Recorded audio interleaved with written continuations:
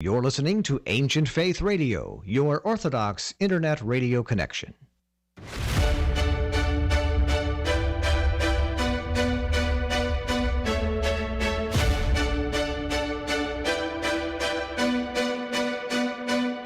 Welcome to Live with the Louhs with your hosts, Father Nicholas and Dr. Roxanne Louh, where we will connect our Orthodox faith to day-to-day living and relationships to our family, our work, and our view of ourselves.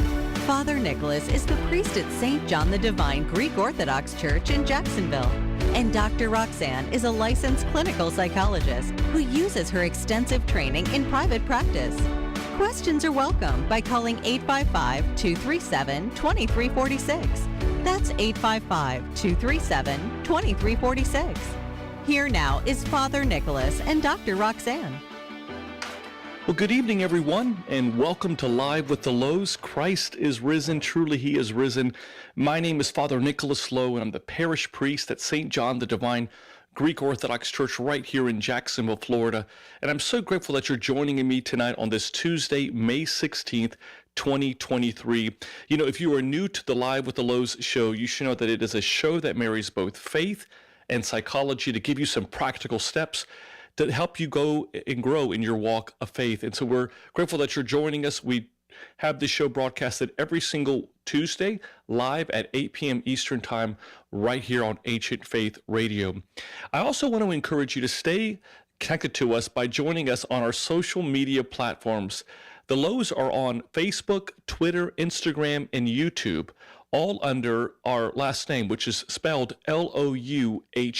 And so if you're looking, for example, for our sermons and where they're all archived at, go ahead and subscribe. Actually, during the show, go ahead and subscribe to our YouTube channel, The Louhs, and you can have an archive of all of the sermons that we've given over the last several years. And if you find them beneficial, share them with your friends and family.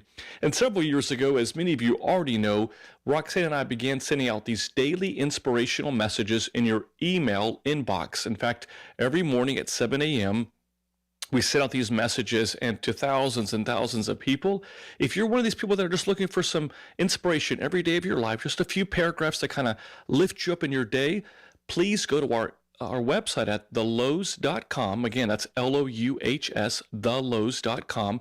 You click on that subscribe button, and all you have to do is simply put in your email address. And every morning at 7 a.m., you'll receive just that, one of our inspirational messages. And if you are receiving them already and you find them beneficial, as with our sermons, do us a favor, friends. Help us to share God's light with the world. Just simply share them with your friends and family. I also want to encourage all of you that if you're interested in calling into the show, please feel free to do so. We truly believe that our shows, we don't want them to be monologues. We don't even want them just to be a dialogue. We want them to be a conversation between us, the guest, as well as us as Father Nicholas and Roxanne, and all of you. So you can call us tonight at 1-855-237-2346. That's 1-855-237-2346. You can also email me a question during the live broadcast of our show by emailing me at ask@ancientfaith.com. That's ask@ancientfaith.com. So let's get started. You know, friends, we are living in a world that for so many of us, it's just so busy. I don't know about you, but I think for many people, you can feel like you're a little mouse on the wheel, just kind of, going one after one round after another round after another round at the pace of life. And studies are revealing to us today that we are busier now than we've ever been. In fact, we're taking less vacation now than we've ever had. We're seeing ourselves staying up later at night. And for many of us, it's just so hard for us to simply be still, or even more, to simply just be in silence. How do we create that time of silence? What's the benefit of the stillness that we all need? Well, I thought I'd invite a new friend to us. His name is Amos Smith. He's an author of a book called Be Still and Listen, Experience the Presence of God in Your Life. It's been published by Paraclete Press, but I want to tell you a little bit about him, just so that you know. He earned his bachelor's, master's, and doctoral degrees in Christian and religious studies. He's a former wrestler and mountain climber, and now he's a Quaker, a hiker, and a long-term centering prayer practitioner and workshop leader. He's also a writer, as we mentioned earlier. He's a family man and certified counselor. He's written other books as well. He published his first book, Healing and Divide, Recovering Christianity's Mystic Roots. And he also, this book in particular was well received and reviewed and is part of the curriculum for the Living School of the Center for Action and Contemplation. His second book that we're going to talk about tonight on our show is Be Still and Listen. And his third book is called Journey of Holistic Mysticism, Experiencing the Integrated Spirituality of the Quakers. And it will be published by Anara Books later this year.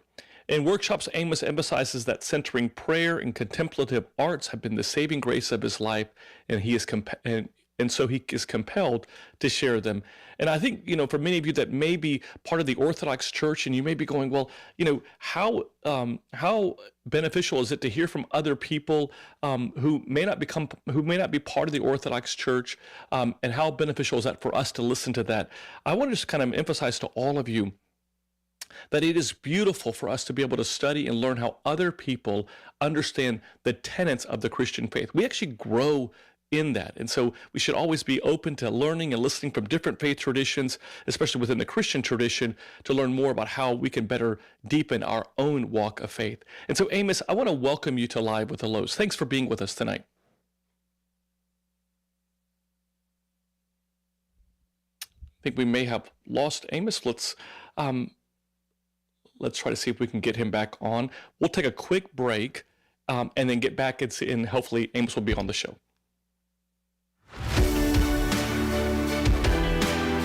Live with the Louhs with Father Nick and Dr. Roxanne will be back in a moment. Give them a call at 855-237-2346. That's 855-AF-RADIO. They would love to hear from you.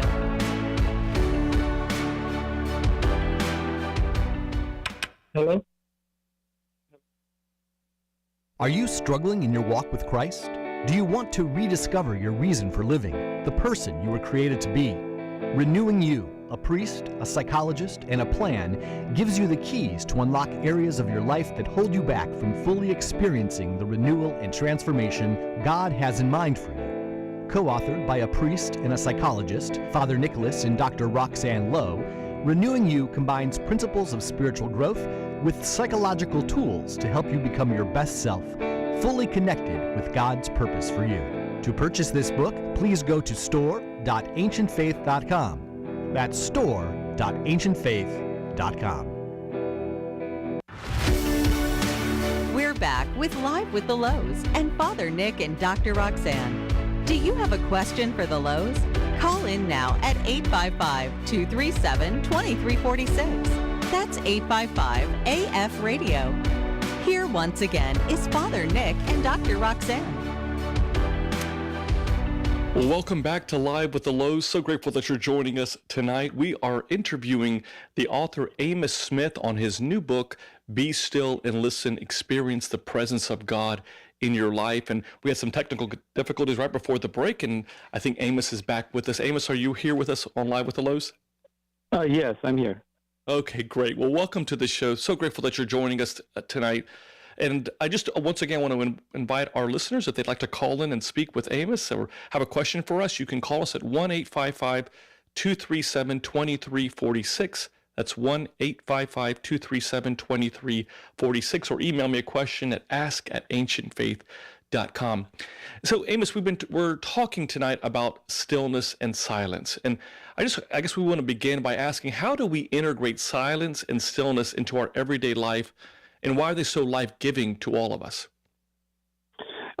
Yes. One thing I should mention, though, is that I've read, I think, everything that Callistos Ware has, ever written. I love his books. I've also read the Philokalia probably 3 times. It's a beloved book to me. I've, dog-eared and underlined, and it's, it speaks to me like no other book really. I mean, the second to the Bible, and so I do feel this strong connection with the Orthodox faith, and I've always been enamored with the Alexandrian school in particular, the ancient school. Of course, that with Athanasius and Cyril of Alexandria, and those are some of my, when it comes to patristic era. Those are, fathers that I love to read. So I do have, I think, a common background, a common interest, and your question about how to integrate silence and stillness into your daily life. I've found that I'm so much more present than I used to be as a result of silence and stillness. Mm-hmm. And one of the ways that manifests is tea time with my wife. And you've mentioned on the show that, or I've heard you say before, that people are just so busy these days. But, I find it to just reconnect and to sit down. And when you make a pot of tea, it takes about 45 minutes or maybe an hour, to just pour the tea and make the tea and sip until it's all done. And during that time, I find that I just can connect deeply with my wife, and we feel like it's become a tradition. It's become a habit, mm-hmm. And I think those kinds of life-giving traditions are so important. And it was centering in silence that I think gave me the wherewithal to realize that this is what I need. And I take walks with my wife also, and we just connect and hold hands and decompress, and we don't have to say anything. We can just sit and be with each other. So that's one example of integrating silence and stillness into your life. But I also find, like, if I find myself on a train or maybe on a long road trip, I'm a fan of the Jesus prayer, and I like to use very ways of saying the Jesus prayer. So sometimes it's Christ Jesus have mercy, or Lord Jesus Christ, Son of God, have mercy. But I just find that the repetition also brings me into a contemplative center, where I realize, you can't smell the flowers on a galloping horse, right? So I just slow it all down and get into the deep river, which is our faith, especially in the Orthodox tradition. Exactly. And I think I love what you're sharing with us, because I think for so many people today, it's if it's not intentionally put in that time, and in your case, using the analogy of the tea, and how that allows you the time to spend with your wife. I think for so many people, if we don't intentional about where that time is, it just kind of goes. We're living in a world where I think so much of what we are doing is being filled with time. In other words, if there is ever a time of silence, it can at times actually be uncomfortable for us. We don't even want to sit still, because we're so used to the noise of the world constantly echoing in our lives. And I know that you have some experience, that you're also a certified counselor. I mean, how in your practice and in your communication with people, how prevalent do you see this as a problem that within the Christian world, but of just trying to find the time to simply be silent or to be still? Yeah, I think most human minds, they don't have a pause button. There's no way to turn it off. And just think if you had a car that you just couldn't turn off. You put it in the garage, and it just, the engine just keeps going all day and night and 24/7. That would be very unfortunate. And that's how it is with many people's minds, is that they don't have a pause button. They haven't learned how to access that pause button. And that's what we need. We need a way to just set all of it aside and can reconnect with what's deepest and most profound within us. So yeah, that's and I think also it's just so tempting, to get mesmerized by all these screens, the tablet and the laptop and the phone and everything. And I encourage the people that I work with as a counselor, I just say, you need to have time away from the screen. And so a lot of the families that I work with, they now, at about 5 o'clock, they take up all the phones in the family, and they put it in a lockbox, and then they they do something else, like they do a board game or some other way of connecting with each other. Because I mean, these technologies are wonderful, but just like anything, if it's overkill, it's no longer really, it starts to detract. It starts to become a problem.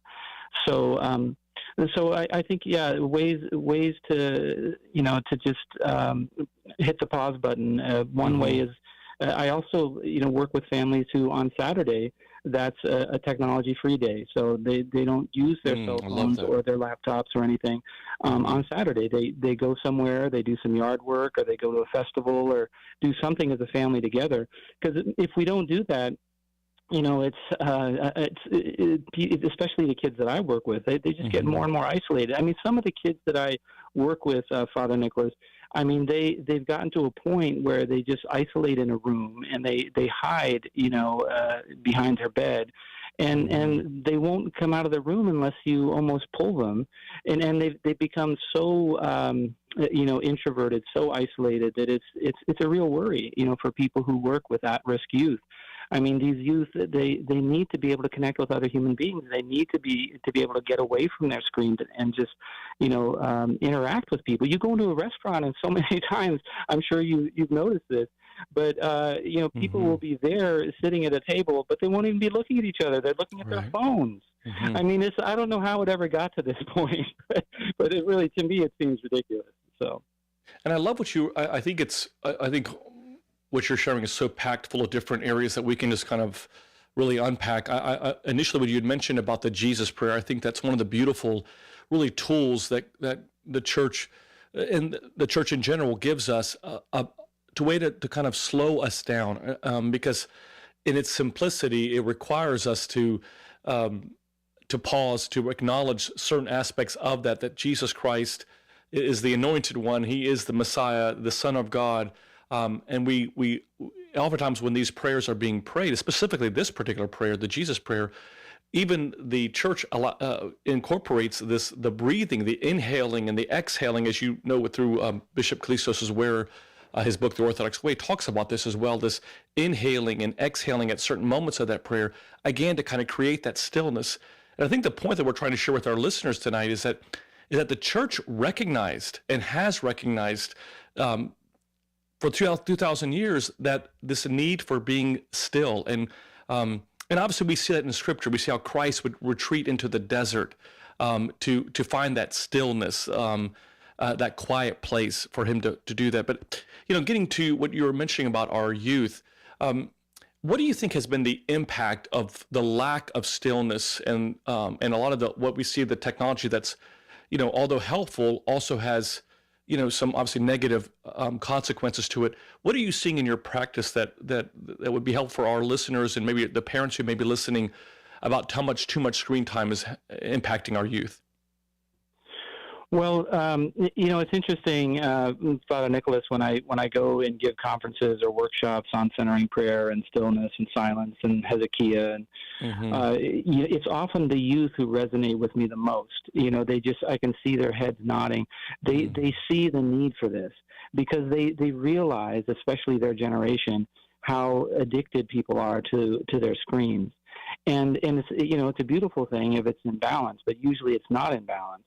So finding a way to just turn off the phone and sit for even if just a few minutes, and the Jesus prayer is a beautiful prayer in Christian tradition. It's the most ancient of all the prayers in our tradition, and it has this resonance. I mean, it's been chanted by so many through the ages, and and it has a way of just calming the mind and giving it an anchor. If you just feel like you're spinning out and there's too many options and too many things happening all at once, and you don't have to bounce off the walls like other people. You can be the centered presence that people come to rely on, because they start to realize, hey, this person, doesn't get ruffled. They don't start to, fray at the edges. They just kind of keep their cool. They keep their center. People are attracted to that. And that's even, I think, a way of doing evangelism, that we don't just do evangelism by preaching the word or going out into the streets or whatever, but I think we evangelize by the quality of our presence. So if we have that depth and if we have that center, the people are going to be attracted by that. And that's the peace of our Lord, that's the Prince of Peace. And that resonates with people, and you can't fake that. I mean, either you have that depth and that presence and that peace, or you don't. And people need that today, I think, more than ever. I totally agree. We're speaking with Amos Smith, the author of the book, Be Still and Listen, Experience the Presence of God in Your Life. We welcome you to call us at 1-855-237-2346. That's 1-855-237-2346. We are also broadcasting our show on our social media platform on the Louhs Facebook page, as well as Ancient Faith Ministries Facebook page. So feel free to leave a comment there if you'd like to, as well as email me a question if you have one at ask@ancientfaith.com. That's ask@ancientfaith.com. So Amos, tell us about the inspiration for writing the book, Be Still and Listen. Well, Father Nicholas, I was a minister of a church for 17 years, and in one time, I was assigned. It was a mainline Protestant church, but I was assigned to a rural community, and at first, I really just wasn't happy about it. But the amazing thing about that rural community is it got me to slow down, because there just wasn't that much to do, So then as a result, I started really taking my prayer practice seriously, and I started to do centering prayer much more consistently. And then it was kind of a fluke. I got a call from Benedict's Monastery in Snowmass, Colorado. And they said, hey, we have an opening. Somebody dropped out of this 10-day centering prayer retreat. Would you be interested? And I talked to my wife, and she said, yeah, go for it. So then I decided, I'm going to do this one right. So I'm really going to do some practice before the retreat happens. So I did an hour of silence and centering in the morning, and then I did an hour in the evening before I went home from the office. And so when I finally did that 10-day retreat, this was in 2008, I had really been, preparing for it like a marathon runner, you might say, just really, kind of practicing and getting myself to that level of the 10-day retreat. And what I found, it was about day 7, is I had this profound experience. It was, I just felt like a homecoming. I felt so much peace and so much joy. I felt all this compassion from the Lord, and when I closed my eyes, it was like so light, even though it wasn't really light outside. And I remember thinking in that moment that if I die tomorrow, it's okay, because I've experienced what I came to experience, in this life is just peace and joy in the Lord. And it's, it's one thing to say the liturgy, which of course is so important, and going to church and being in communion, but to have that communion with Christ in silence, the mystical Christ, that it's so beautiful and so powerful. And I take inspiration by, people like, like Anthony, who, after he was in stillness and silence for so many years, he just radiated peace and healing, and people came to him from all around. And there's all these records of people coming away whole, coming away healed. And the new theologian also, he had a similar experience of just light and life and love and deeply within his being, and he was never the same again. So yes, I really think that that's what people in the deepest sense really want. from the church. I mean, there's the outward signs like the outward baptism and so on. But I think to be baptized on the Spirit is really the inner, the deeper, meaning of baptism is to really experience, something inwardly. And Callistos, where, talks about that too, that those experiences are what carry us. They're what give us meaning. Mm-hmm. They make us solid people. They make us grounded. They make us people who are reliable, because we stand on solid ground, and we have the bandwidth to deal with all the things that are thrown at us because we have this intimacy with our Lord.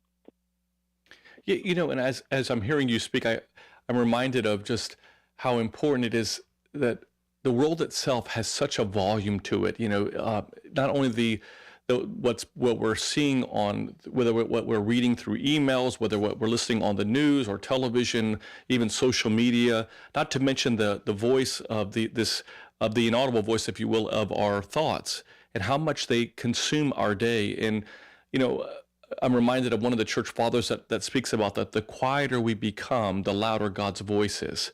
That the quieter that we intentionally create for ourselves, the more that we're able to hear God.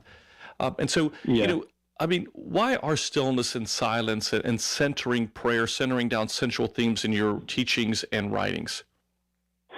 Well, to begin with, it's been said, and I think it's very true, if we had the same control over our legs that we do over our minds, we wouldn't be able to walk. I mean, most people, their minds are so distracted, and in different traditions, sometimes referred to as monkey mind. But the average human mind has, a new incoming thought every few seconds. And it's just, we're constantly bombarded, especially, with our media blitzed society.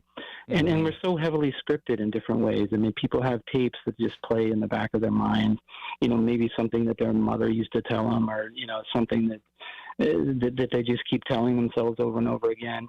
And people have, just negative self-talk. And I think one of the main things that we can do as far as, when it comes to a prayer life and centering prayer is we can have more and more positive self-talk. Just to be able to tell ourselves, what, you're solid. The Lord is here, and He is risen, and just stand on your 2 feet, and you're just put one foot in front of the other. It's going to be okay. People need that. They really do, because I think everybody, especially in the last 3 years that I know of, I mean, so many people that I know of have just been through so much stuff. It's been so harsh, and if you don't have a faith that's deep, of course, belief systems and belonging systems are important, but when it really comes down to it, when this push comes to shove, you need some kind of experience, I think. And that's what I love about the Orthodox tradition, is from the beginning, they've always emphasized the monasteries and the monks and the experience of the Lord in silence and stillness. And that's so important, to me. I think you were asking me, were you asking me about why are stillness and silence central themes? Yeah. Well, I've found that stillness and silence, they go far beyond what most people realize. And I like how oftentimes, Father Nicholas, you are in conversation with psychology, and there's so much research now on people who meditate, and what they're finding is that over time, people who do silent prayer for years and years, that their nervous system begins to heal. And the traumas that they have had, sometimes garden variety traumas of youth, maybe being lost on a hiking trail or left behind somewhere, or maybe there was, some terrible bike accident. But every single incident that was negative in our youth is recorded in our body, and it's and Father Thomas Keating writes about this. but it just is recorded in our muscle tissue in the form of tension. So most people have so much tension, all throughout their body, and their nervous systems also, as a result of just chugging coffee and getting through like 50 emails before 8 a.m. and all this kind of stuff. Their nervous systems are really shot, many people in the West. So to counterbalance this, to have that ability to just be still and to be silent is extraordinary, and it makes a big difference. I have a friend who he told me that his work life used to be almost unbearable, but he started centering prayer a few years ago, and what he decided is it's life-giving to him to the extent that he needs to just make it a part of even his work life. So now in his lunch hour he goes to his car, because there's no other place, he works in a cubicle. There's no other place really to be silent. He goes to his car and he practices centering prayer there for about half an hour, and then goes back to work. And he says when he goes back to work, he experiences what he refers to as relaxed efficiency.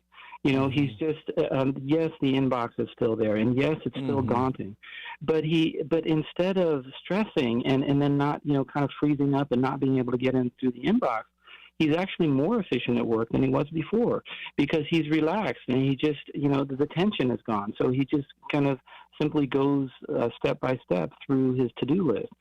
So I just find, of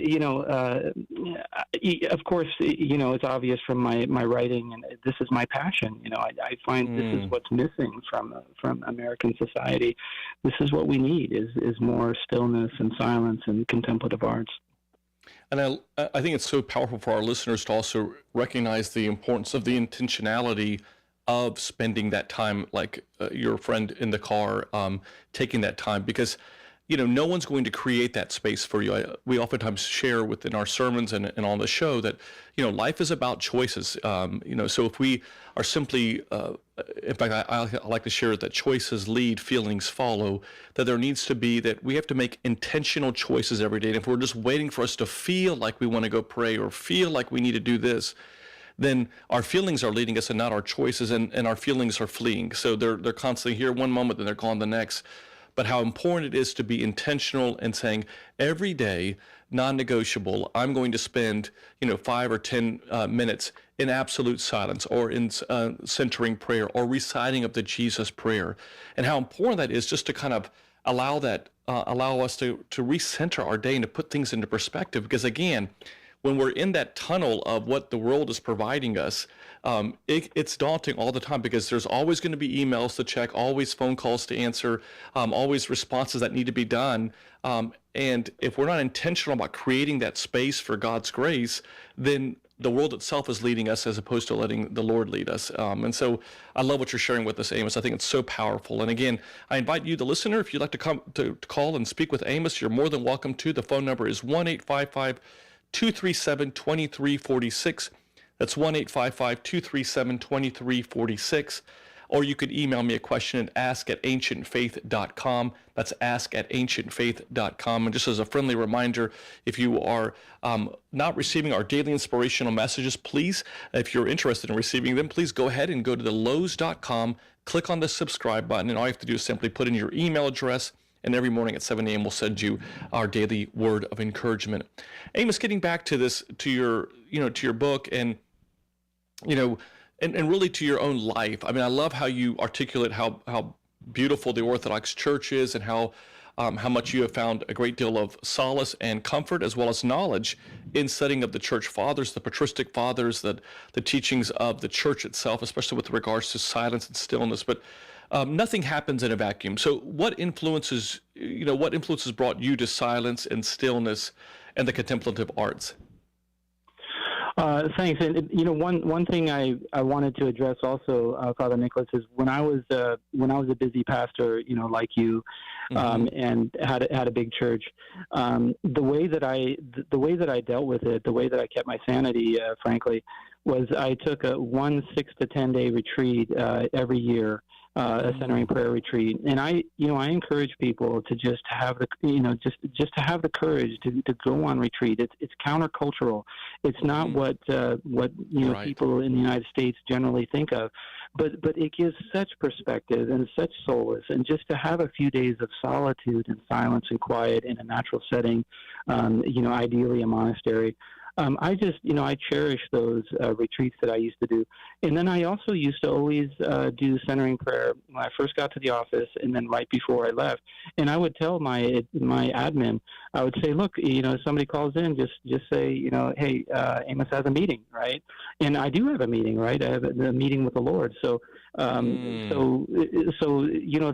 was my cover, and that was my pause button. But you were asking, what the influences that brought me to silence and stillness. I was a mountain climber, and before I got into any of this, I used to be on these mountain vistas, and I would look out over this expanse, of nature, and I just knew in my bones that I was part of something much larger than myself. And that I was interconnected. And of course, science is now telling us that trees, have about 70% of our same DNA. So from an alien perspective, trees are really not that different from us. I mean, they breathe, they have skin, and so on and so forth. But I did feel those profound moments of interconnection that, I'm not alone in this world. That there is a mysterious, creative force that has brought all of this life into being, and that organizes it in these amazing ways. And that there is beauty, and there is, that there is this re-enchantment of the world, you might say, when you just have those moments. And I've heard other climbers say the same thing, and so that's part of what one of my influences that brought me into contemplative arts and centering prayer. The other thing was I was a wrestler, and I was a competitive wrestler. I would get up early in the morning and I would run, and I would skip lunch and swim laps in the pool. And I did tournaments. I did freestyle tournaments in the summer. I really lived, ate and breathed wrestling. But what that did for me is it really gave me discipline. So when I did get into centering prayer, and when Thomas Keating said, hey, if you do 40 minutes a day, and if you do at least 6 to 10 day retreat a year, you will make progress. That's what he said to me in that 2008 retreat. And so I took that as my marching orders, and because I was a wrestler, I had the discipline to really put it into practice. So I rarely missed, that those 2 20-minute sessions a day, and rarely missed the yearly retreat. And it did start doing amazing things for me, just making me much less anxious, more relaxed, more present to my loved ones.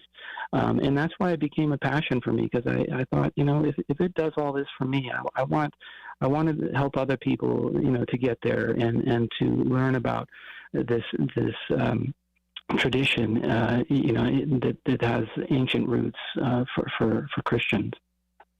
Right, and I think, as I hear you speak, I'm just reminded of how difficult it is for people in general in ministry work, whether it be as a pastor or a minister or a priest, in any type of outreach or nonprofit work. It's very difficult to kind of create that space, because you're in such a, kind of giving, and feeding others, if you will, emotionally and spiritually.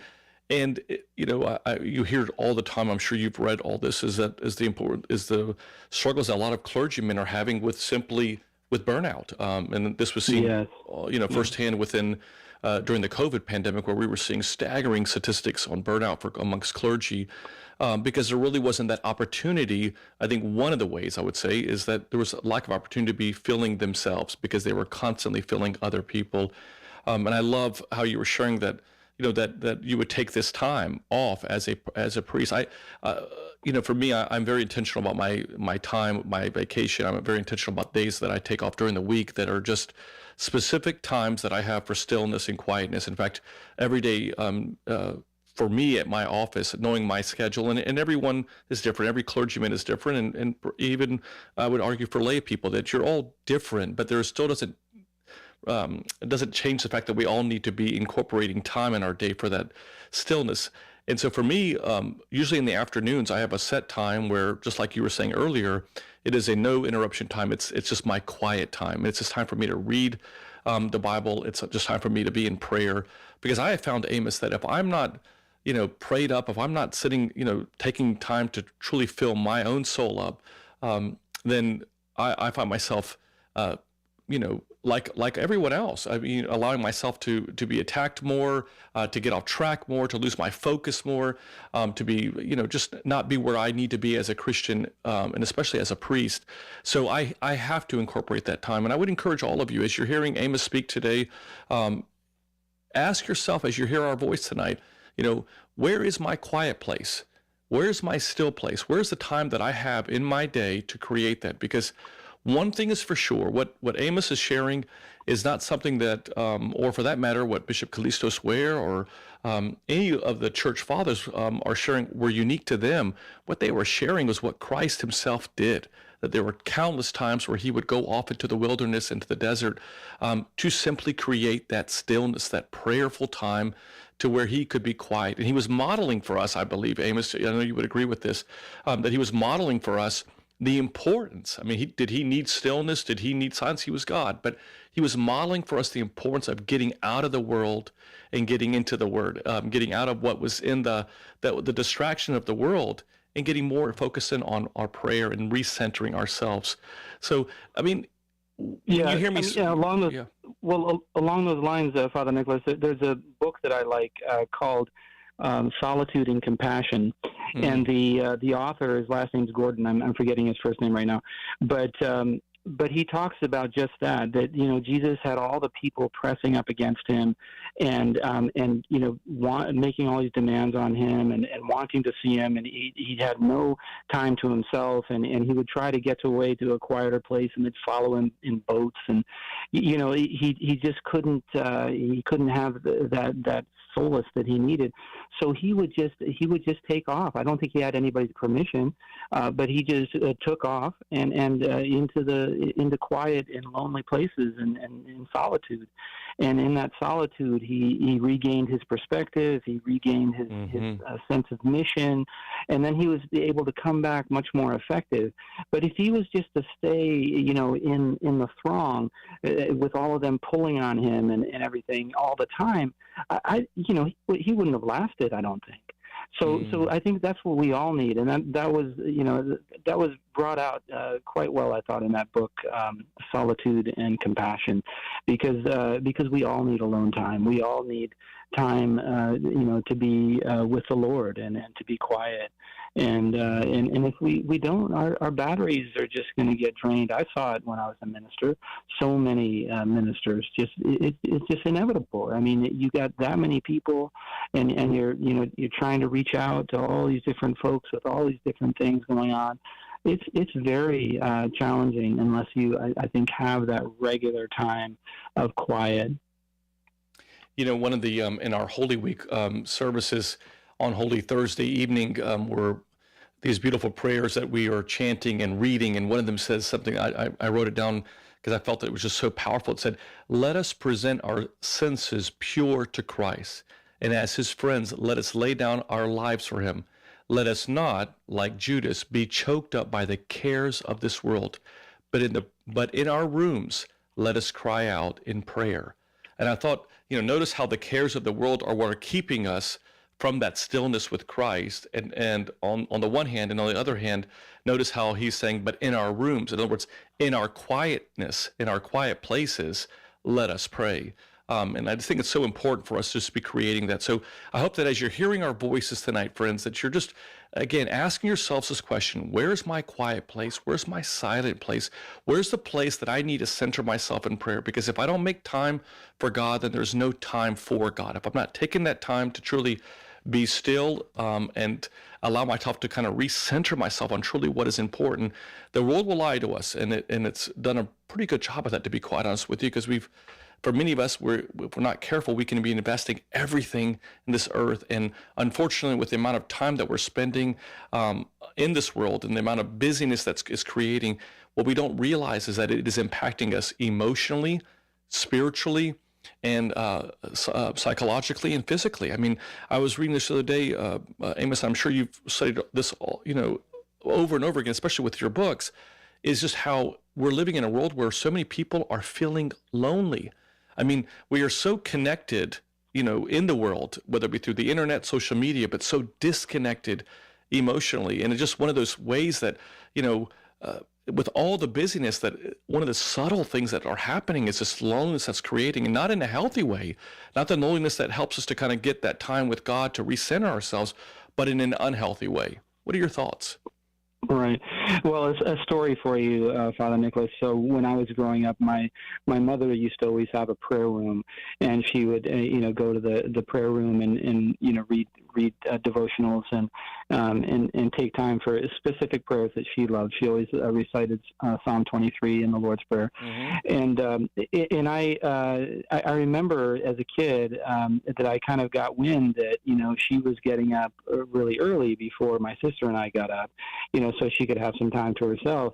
And I thought to myself that hey, why don't I just get up earlier, and then maybe I can just have Mom all to myself, right? So I went over to her prayer room and I knocked on the door, and I was expecting to get this welcome, because my mother was very compassionate. But I will never forget. She opened the door and she said, "Now, Amos," she said, "this is my time for Jesus. This is not my time for you. So you need to go back to bed right now." and so she was just very clear on her boundaries, that this was her time for the Lord. And I think that's what we need. We, especially people who are in families and have all the obligations of, tending to kids and everything, which today is just, it's a lot that the parents have to handle. So to really be strict, though, and to book, this is my time, and this is my time for the Lord. This is my time for solitude, and you're going to have to go back to your room. You parish, you're going to have to figure something else out for a while, because I'm taking some time, right? So that's important, and it may seem selfish, and people might even say, "Oh, that's selfish," she wasn't there for me, or or this pastor isn't really there for us. He just he closes his door and does his own thing sometimes. But that's just all bunk. The real balanced life is a life where we are engaged in our community and connected in a deep way, but we also are engaged with our Lord and connected in a deep way with our Lord, which means stillness, silence, deep prayer forms like the centering prayer, and also the Jesus prayer. Yeah. We're listening to Amos Smith, the author of the book, Be Still and Listen, Experience the Presence of God in Your Life. And if you have a question for Amos, please feel free to call us at 1-855-237-2346. That's 1-855-237-2346. You can also email me a question at ask@ancientfaith.com. That's ask@ancientfaith.com. In a recent podcast, Amos, you talked about warrior monks. Why are they noteworthy? Well, I think that what we've been talking about, solitude and compassion, and these are different words to use for it. But I really think to be really engaged in people and their struggles, and I work with at-risk youth as a counselor, and to be in the thick of suicidal tendencies and substance abuse and domestic violence. And, all these struggles that our youth are facing these days, you have to be, I think, kind of a warrior, because you have to just, put on the armor of the Lord and get in there. And it's not going to be easy. It's going to be messy. There's going to be challenges, but you just have to have that kind of firm resolve that the warrior has of I'm in there, and I'm no matter how difficult it gets. And sometimes counselors get triggered. They get triggered by some of these patients who sometimes more or less freak out. And, and anxiety is contagious. If you're not careful, you're going to catch it. And so you have to have ways to protect yourself from all that anxiety, and to keep yourself rooted in the Lord. So it's I think warrior monk also in Japanese culture, the greatest warriors from the martial tradition and the martial arts tended to be the warrior monks. And the reason why they were the best and the most effective was because they had control over their minds. And they also, when they went out into battle, they weren't overcome and overtaken by their fears, because they had worked through a lot of their fear, and their fear was not somewhere, lurking behind them, but they were aware of it, and they had it out in front of them when they went into battle. So they were much more effective as warriors. And to live in this 21st century, in these last few years, when so many things just seems to have more or less gone off the rails, I think we have to almost have that warrior mentality to hey, things are like nuts, but I'm gonna do right by my wife. I'm gonna do right by my kids. I'm gonna do right by my profession, and I might get backlash, but if I'm doing the right thing, I'm doing the right thing. And you have to have, Exactly. I think, a kind of a warrior mentality on that. So. No, I love that. We only have a few minutes left in the show, Amos. It's gone by real so fast. But I did want to ask you, so much of our show is about practical Christianity, really ways that we try to help and to guide the listener to bring their faith, their Christian faith, and apply it in a practical way. As we're talking about stillness and silence, how do we bring that? I mean, what are some real practical ways that our listeners can apply that every day in their life, beginning tomorrow? So I love that question, and I have a very practical approach that has helped a lot of people.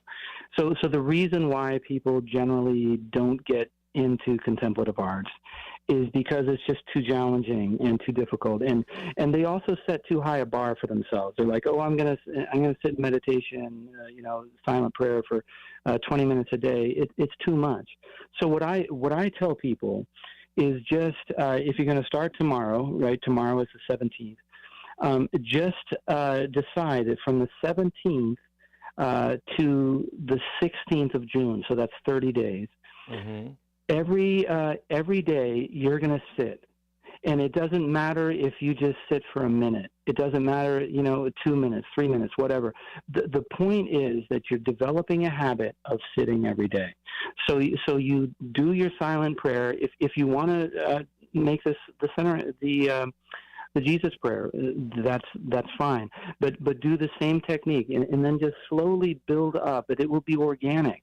Sometimes you'll sit down, and you can only sit for 2 minutes, and you're it's been a frantic day. And you can't stand it. You can't sit there anymore. So you get up and finish doing whatever you're doing. But you make a mark on your calendar that you did sit that day. And so you do that for 30 days. Now, if you miss a day, what I would recommend, like if you don't do any silent prayer or Jesus prayer or anything that day that has totally slipped your mind, then I would encourage you to just start over again and to make that a goal for 30 days. And I found so many people have found this very helpful, because there's no longer the heavy pressure or the strain of like trying to do this when you really aren't up for it. So so it's a way to be at ease with yourself, and there might be a day that you feel very relaxed, and you just came back from a long walk in the wilderness or something. Well, then you sit for 15 minutes then on that day. But the point is that every day you're doing your practice. You're doing your Jesus prayer. You're doing your silent prayer. My particular practice is centering prayer, and it's ecumenical. It's international now. But it's just a contemporized ancient Christian prayer form that originated with the Cloud of Unknowing, which is a 15th century book that came out of an English monastery. But anyway, the point is, do your practice as much as you can, but just get in the habit of doing it every day. And that's all that matters. Don't have too many big expectations, because you won't last that way.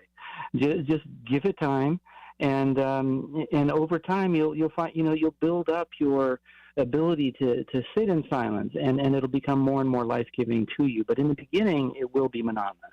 So. Mm-hmm. I love that, and just again creating that intentionality for us to create the space for Christ to speak with us and to just simply listen to him. And I think, I don't know about you, but I know that sometimes in reading with the church fathers and in the Orthodox tradition, sometimes it talks about us simply just not saying anything, just simply listening in that stillness. So, I would encourage our listeners that also try to just create like the quieting of the mind as best as you're able to do so. And sometimes that's through the inhaling and exhaling of our breath. It's also a lot of the meditative practices that we see within the hesychastic movement. That was this quietness that we would see in the Orthodox Church. But in addition to what we were talking about earlier about the Jesus prayer or these centering prayers, is sometimes just simply in quietness or in stillness, observing it without having anything to say, and maybe just simply observing the beauty that God has put in the landscape that's in front of us, and just simply being in that moment. Go ahead. Well, yeah, and part of it is also, if your body is still, your mind will eventually follow. Exactly. So if you simply make it your discipline to just remain still, and Hezekiah, the translation of Hezekiah from the Greek is inner stillness, and that's really all that you can control is your stillness. Now, silence you can't totally control, because a dog might be barking, a siren might be going on. You never know. But the stillness you can control, and you just work on cultivating that stillness, and it's very powerful. It's difficult, but it's very powerful. I do love I think my favorite analogy from the Hesychistic tradition is the monks used to say, okay, what is Hezekiah? And the monk would take a glass that had dirt in it and stir up the dirt, and then it would put that glass on a shelf, and you would see that there's just all these dirt particles in there, and it's just like our mind, just all these different things swirling around. But what would happen is, after about 10 minutes, there would be much less dirt swirling around, because a lot of it had just settled down to the bottom. And then if you go another 5 or 10 minutes, you'll find that all the dirt is settled down to the bottom of the glass, and then the glass is transparent. The glass is clear, and you can see through it. And that they said that's what Hezekiah is, right? It's the stilling of the mind. It's the settling down of the mind. All those different thoughts that are swirling around. If you still for long enough, they'll just settle to the bottom. I love that. Amos, it's been such a pleasure to get to know you on our show, and I thank you so much for joining us on Live with the Louhs. We really, really appreciate it. Thank you, Father Nicholas. I appreciate your work and what you're doing, and blessings on your ministry. Thank you, my friend. Thank you so much. Once again, Amos Smith is the author of a book that I strongly encourage all of you to take a look at. It's just a powerful book called Be Still and Listen, Experience the Presence of God in Your Life. You can find that at Paraclete Press. I want to thank also Matushka Trudy for producing tonight's show. She always does an outstanding job in doing that. And join us next Tuesday for a brand new show of Live with the Louhs. We're going to be talking about really a very difficult subject, and that is of divorce. We did this earlier in the year and had such a tremendous response to it, and many people had emailed us since that show asking for another show on this topic. So we're going to spend the entire hour of next Tuesday on divorce. Roxanne will be with me on that show, and so I just encourage you to let your friends know, especially those of you that may be listening who are going through a divorce or have been divorced or separated, or know of people that have. Tell them about our show. It'll be next Tuesday, 8 p.m. Eastern Time, right here on Ancient Faith. And as I mentioned at the top of the show, definitely if you're wanting to receive those inspirational messages, don't delay. Go to our website at thelouhs.com, click on subscribe, and simply put in your email address. Once again, everyone, God bless you all, and stay strong in your walk of faith. Father Nick and Dr. Roxanne are the authors of the book Renewing You, a priest, a psychologist, and a plan, which can be purchased at store.ancientfaith.com. Their daily inspirational messages can be found at thelouhs.com/subscribe. Be sure also to search for The Louhs on Facebook, Twitter, Instagram, and YouTube. Live with the Louhs is a listener-supported presentation of Ancient Faith Radio.